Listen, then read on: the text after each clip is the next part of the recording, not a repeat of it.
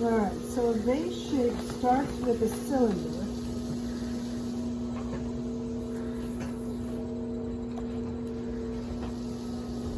So the normal trimming, anyone having trouble with centering? Anybody having trouble with centering? Yeah, right now. Alright, so watch for a minute, Hannah. Take your hands off and just watch. The big thing about centering is that it's coming from your body stillness. So I'm leaning in here with my left hand and releasing slowly, right? So you're using the base of your palm. I'm using this, yeah, absolutely. So I'm leaning across. If I release quickly, you can see it, so a fair amount of pressure, right? So the trick is, not only is it about just the body leaning forward, it's also about a slow release, right?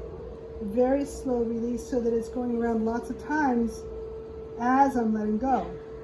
And what are you doing with your left hand? My left hand, excuse me, your right hand. My right hand has two jobs. First, it's helping to stabilize this, so it's triangulating, right? So that's stabilizing. The other is that the fingers are moving towards the heel of my left hand, right? And they're containing what's at the bottom, right? So it doesn't like spread out way wide.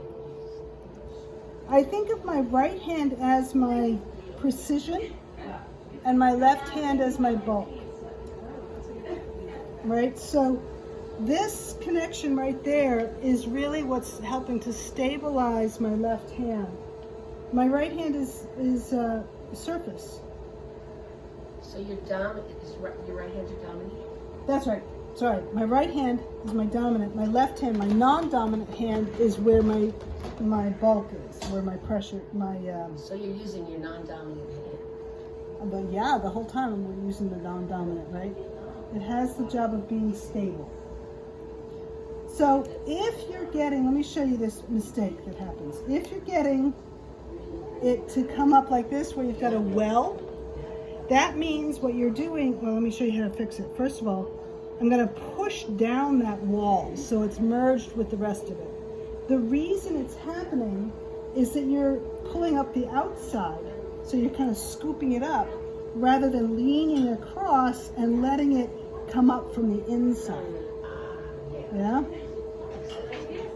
Okay, and then bringing it down, this is where people often get into trouble.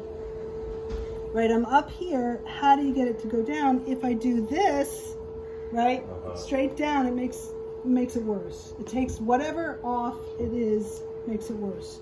So I'm up here, I'm gonna lean across to take it down, right? So that's where I'm mostly in the heel of my hand. Do that again. Bring it up, and then bringing it down, I'm leaning across. So I'm bending it over. You see how I'm bending it over?